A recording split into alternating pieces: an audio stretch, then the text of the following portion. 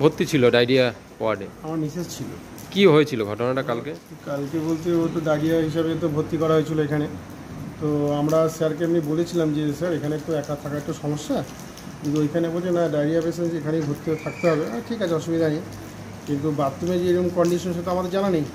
তো যখন সাথে সাথে বাথরুমে যাওয়ার জন্য ওকে বলা হয়, বলছে আমি এখন মুহূর্তে যাবো না, তুমি তাহলে গেলে যাও, গিয়ে খেতে শুয়ে পড়ে।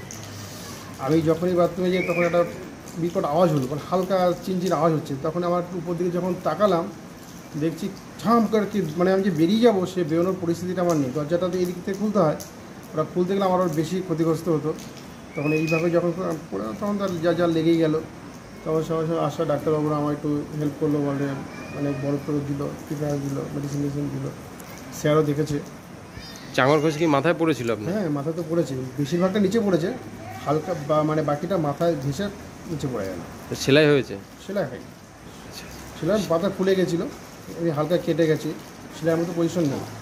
কটা নাগাদ হয়ে যায়? 10টা থেকে 10:30টার দিকে। আপনার কে ভর্তি ছিল? আমার মিসেস ডায়রিয়া ওয়ার্ডে? ডায়রিয়া।